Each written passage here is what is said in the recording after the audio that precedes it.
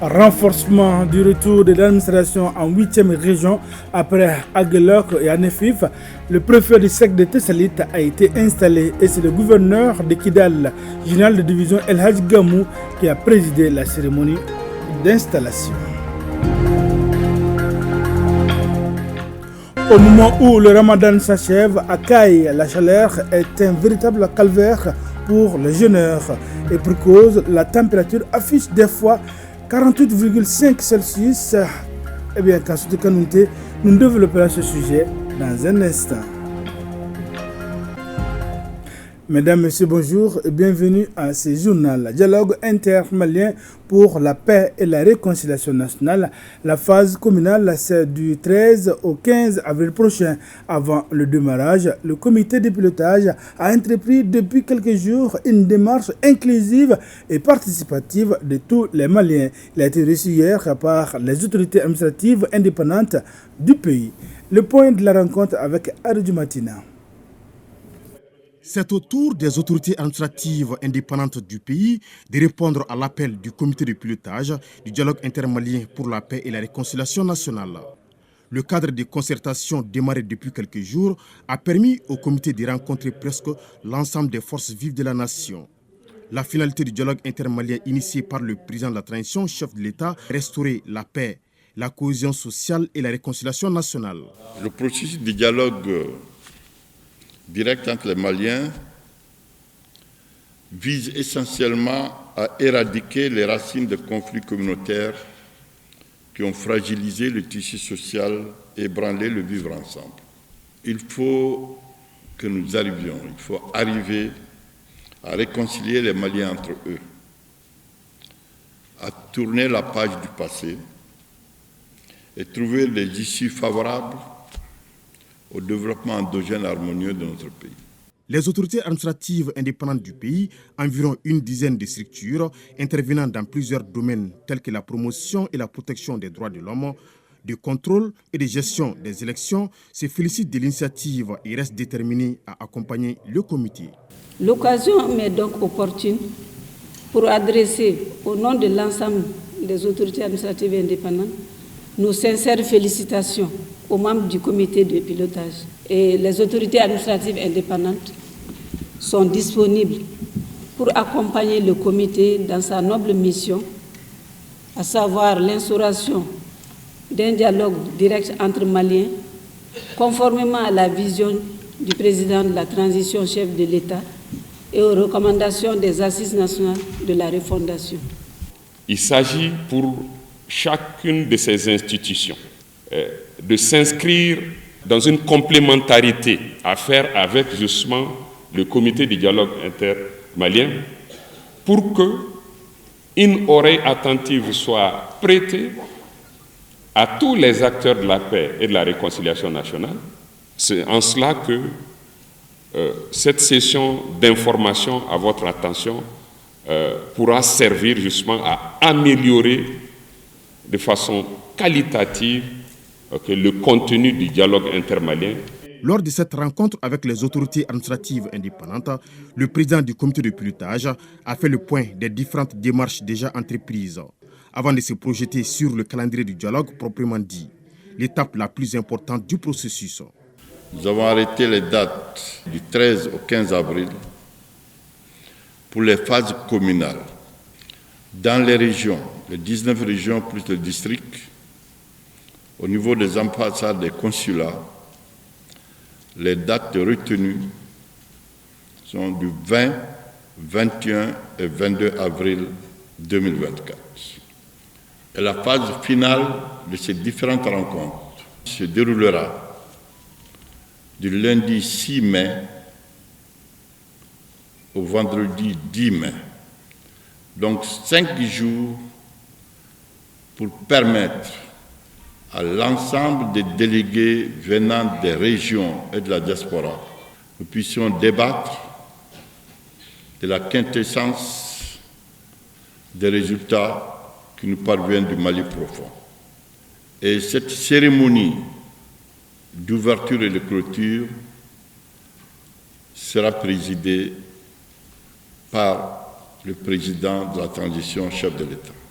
En attendant de boucler ce lundi sa série de rencontres avec les légitimités traditionnelles et confessions religieuses, le comité de pilotage semble déjà poser les jalons devant aboutir à un dialogue intermalien innovant, franc et sincère, sans aucune interférence extérieure. Hors du pays, le Rwanda commémore les victimes du génocide de 1994 perpétré contre les Tutsis. La délégation malienne conduite par le ministre d'État, ministre de l'administration territoriale et de la décentralisation, porte-parole du gouvernement, est arrivée hier dans la capitale rwandaise en début de soirée.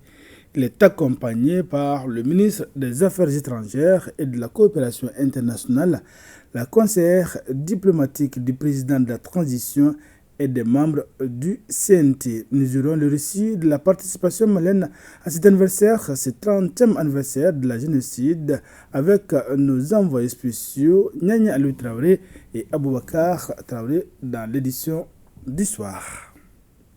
Direction 8e région après Aguelok et Anefif, le préfet du cercle de Tessalit a été installé. Le gouverneur de la région, le général de division El Hadji Gamou, qui a présidé la cérémonie, dira que cette installation renforce le retour de l'administration en 8e région.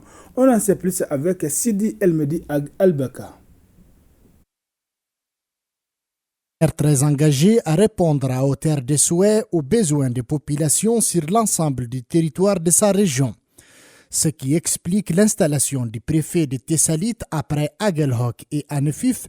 La marche vers un retour définitif à la normale semble bien enclenchée dans la région de Kidal. À Tessalit, le chef de l'exécutif régional a eu des échanges avec les forces de défense et de sécurité pour s'enquérir des difficultés, des conditions de vie et de travail des hommes sur place. Pour d'abord les féliciter du travail bien fait.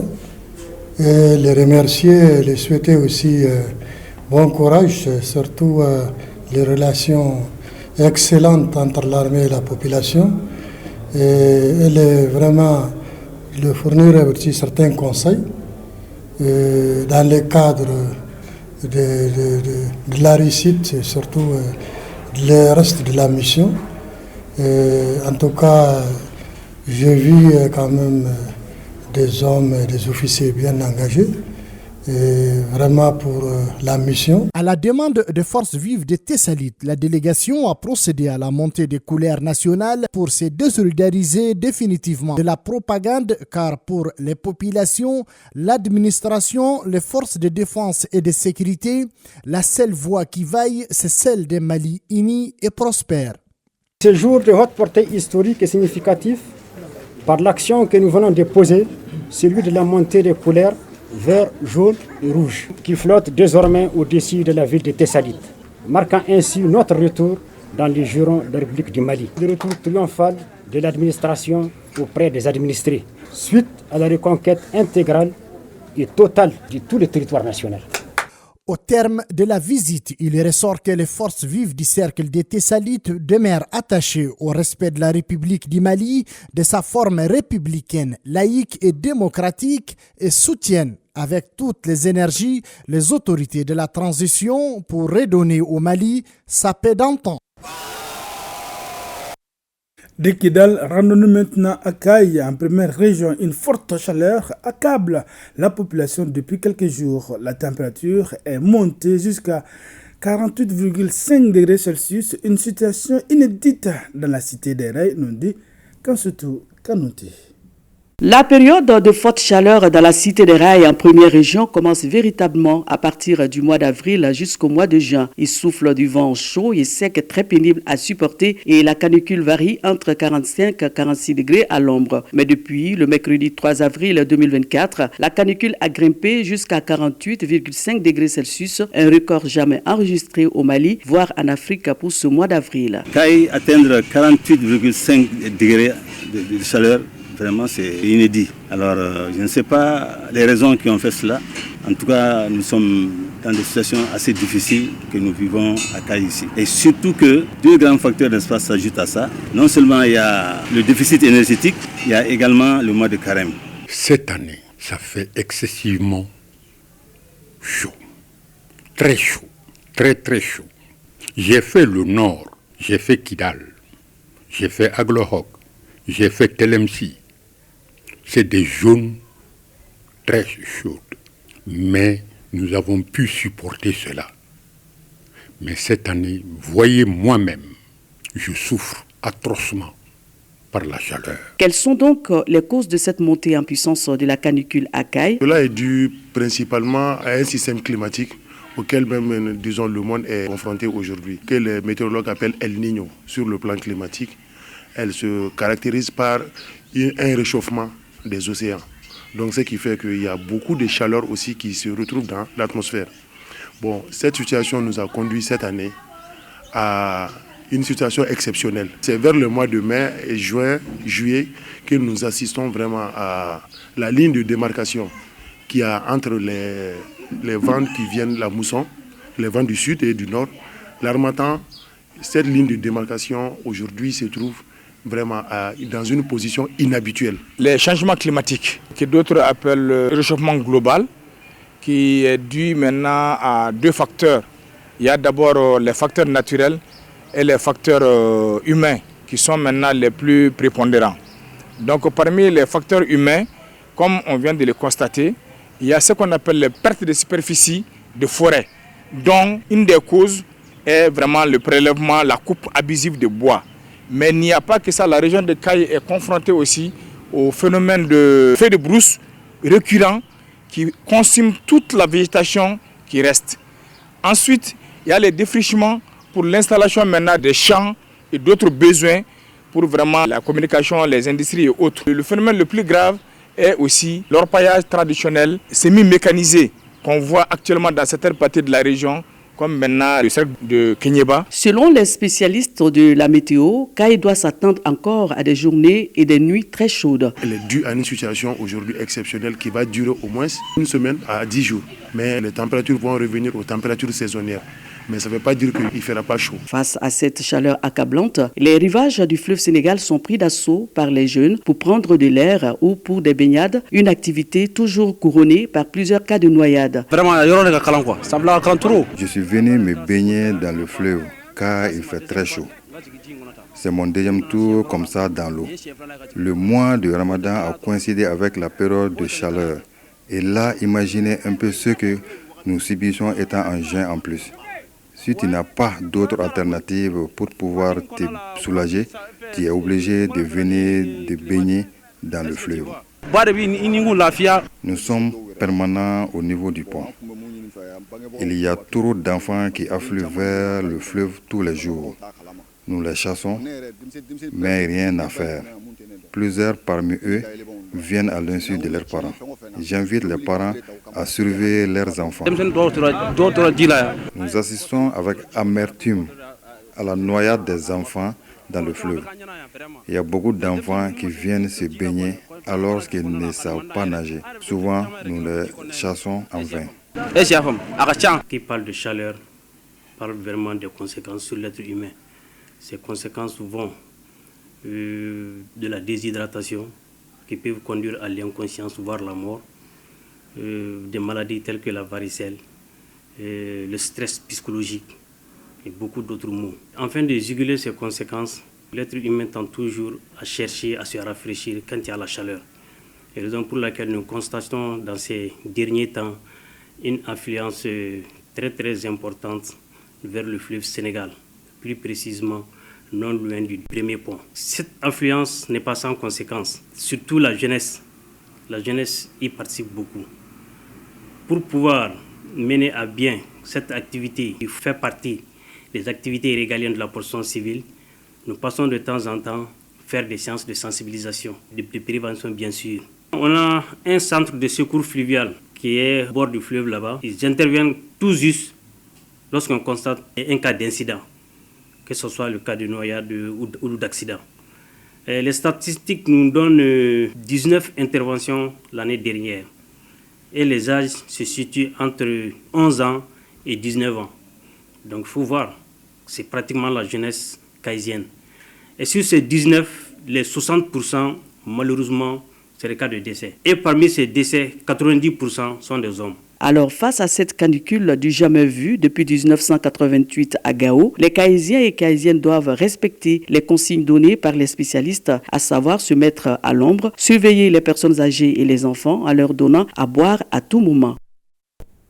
Le mouvement Ambiko exprime sa solidarité en faveur des 100 ménages vulnérables de la ville de Tombouctou en ce mois de Ramadan. Cette opération dénommée Ramadan Tour a consisté à distribuer à certaines personnes diminuées du riz, de l'huile et du sucre. Najim Baba Sissé et Maoulid Tandina pour le reportage.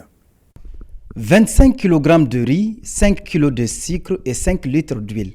C'est la quantité reçue par chacun des 100 bénéficiaires vulnérables, y compris des personnes en situation de handicap à travers cette opération Ramadan Tour, initiée par le mouvement Ambiko en ce mois béni du Ramadan. Ce don de 100 kits composés de riz, de sucre et d'huile rentre dans le cadre d'une vaste chaîne de solidarité enclenchée sur l'ensemble du territoire national par Madame la Présidente Fatoumata Niane Batouli, car a-t-on coutume de dire que c'est pendant les moments les plus difficiles que l'on reconnaît ses véritables amis. Ce geste redonne ainsi le sourire à ces familles, dont la plupart peinent à joindre les deux bouts à cause de leur handicap physique et manque de revenus, surtout en cette période de grandes dépenses. Vous voyez ces bénéficiaires qu'ils méritent, qu'ils devraient avoir ça avec tous les gens qui ont des moyens. Les gens qui ont des moyens n'ont qu'à penser à Dieu. Nous pouvons vraiment ici dire que ces dons qui sont symboliques vraiment contribueront aussi à aider ces ménages bénéficiaires à supporter les charges au moins vraiment du mois de Ramadan. Chacun des bénéficiaires a formulé des bénédictions pour la présidente nationale du mouvement et l'a sommé de faire plus, car des familles déplacées reviennent à Tombouctou en grand nombre ces derniers temps. Dans le même registre, l'association Génération en défi de Bourem, au chevet de sa population, elle vient de faire un don de sucre à cette couche. À travers l'initiative, l'association vise à participer au développement de sa localité en luttant contre la précarité en cette période de Ramadan. Rakia Tuturé depuis Gao. Ce geste de l'association Génération en défi de Bourem a concerné 14 mosquées de la ville, des personnes vulnérables et les responsables des 6 radios locales. Ils ont bénéficié d'une importante quantité de sucre d'une valeur de 750 000 francs CFA. La cérémonie de remise a été présidée par le deuxième adjoint au préfet du cercle de Bourem, Hamma Fofana. L'autorité locale a profité de l'occasion pour exhorter les autres associations et groupements de jeunes à s'inspirer du modèle de l'association. Il a également demandé de formuler des prières pour la tenue prochaine du dialogue direct intermalien pour la paix, la réconciliation et la cohésion nationale. L'association Génération en défi de Bourem est une plateforme virtuelle WhatsApp érigée en groupement au bénéfice de sa communauté. Pour la paix, la cohésion sociale et le vivre ensemble dans notre pays, l'association des maîtres coraniques a initié une cérémonie de lecture du Saint-Coran, des prières et des bénédictions. L'initiative s'est déroulée à la grande mosquée de Ségoubouni, c'est à Kita, et nous dit Mahamadi Alou Bari. Cette cérémonie de lecture du Saint-Coran, accompagnée de bénédictions et de prières pour la sécurité, la stabilité et la paix dans notre pays, a été organisée par l'association des maîtres coraniques de la capitale de l'Arachide. Tout le monde est unanime que le Mali est assailli par toutes sortes d'obstacles qui enfreignent à son développement rapide. Alors, le Coran est une arme redoutable pour juguler l'ensemble des difficultés et amener la paix, la cohésion sociale et le vivre ensemble. Cette prière coranique est un moment de communion non seulement entre les fils et filles, mais aussi de montrer qu'il y a la solidarité dans le Mali Koura.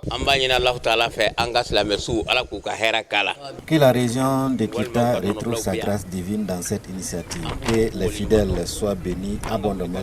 Que les autorités soient en cette période de jeûne comblées de bénédictions à hauteur de leur abnégation dans le travail. C'est un sentiment de joie qui nous anime en ce moment. Je constate que c'est une tradition très bien établie à Kita ici. Le 27e jour du mois de Ramadan est consacré à la prière et aux bénédictions en faveur de toutes les autorités, de tous les fils et filles de ce pays Cette prière est certes modeste, mais très significative pour le Mali. La lecture coranique, qui est une tradition pour les musulmans, s'inscrit dans le cadre du renforcement de la cohésion sociale, l'entraide et la fraternité entre les Maliens. Amen. Akaï, c'est parti depuis mercredi pour la session de collecte et d'identification des difficultés des petites et moyennes entreprises féminines de la région de Caille au marché public. Elle est organisée par l'autorité de régulation des services publics en collaboration avec l'UNIFEM. Les détails, c'est avec Kansutu Kanouté. Identifier et recenser les difficultés des petites et moyennes entreprises PME en matière d'accès à la commande publique en vue de permettre à l'autorité de régulation des marchés publics et les délégations de services publics de proposer des tests favorisant une meilleure redistribution de la richesse nationale. C'est l'objectif de cet atelier à l'intention des femmes responsables des petites et moyennes entreprises au marché public de la région de Caille. Je voudrais féliciter les promotrices des PME féminines pour leur présence massive et de qualité à cet atelier, au cours duquel elles auront l'opportunité de faire part de leurs préoccupations et de leurs attentes relativement à l'accès ou non-accès au marché public. L'autorité de régulation des marchés publics et des délégations de services publics est une autorité administrative indépendante dotée de la personnalité juridique et de l'autonomie financière. Elle est nue des efforts communautaires de l'Union économique monétaire ouest-africaine en matière de gestion des marchés publics et a pour mission fondamentale la régulation du système de passation des marchés publics. Pour le chef de l'exécutif régional, les marchés publics représentent une opportunité pour le renforcement des PME et l'accroissement de leur contribution au développement durable. D'où l'organisation du présent atelier qui tiendrait compte de vos particularités tout en respectant les principes fondamentaux qui gouvernent la passation des marchés publics, à savoir l'économie et l'efficacité du processus d'acquisition, le libre accès à la commande publique, l'égalité de traitement des candidats, la reconnaissance mutuelle, la transparence des procédures, et ce à travers la rationalité, la modernité et la traçabilité des procédures. Rappelons que les propositions pertinentes qui seront formulées au cours de ces 2 jours de réflexion feront l'objet d'une analyse approfondie dans le cadre de l'amélioration continue de la réglementation nationale sur la commande publique, mais surtout sur la mise en place d'un mécanisme innovant pour faciliter l'accès des PME dirigées par les femmes à la commande publique dans notre pays.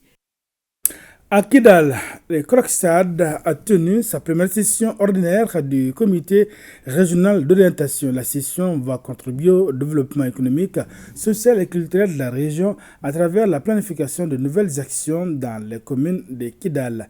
Idrissa Djibrila Maïga, Soukanlo Doumbia depuis ORTM Kidal.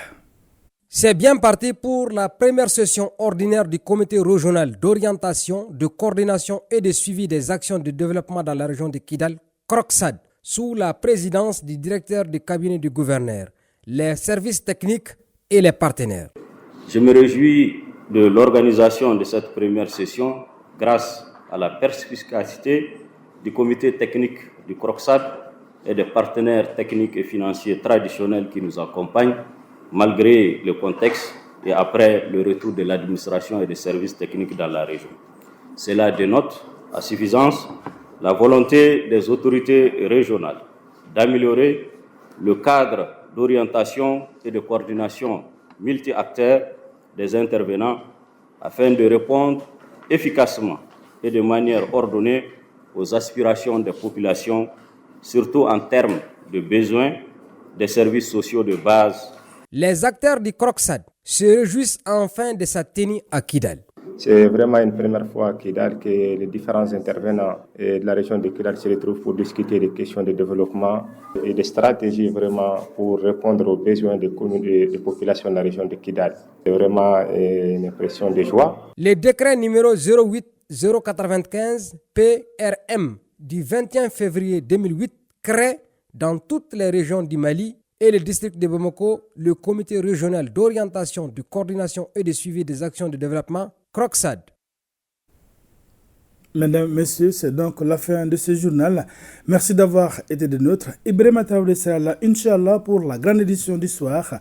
D'ici là, passez d'excellents moments de télévision en compagnie des programmes de ORTM 1.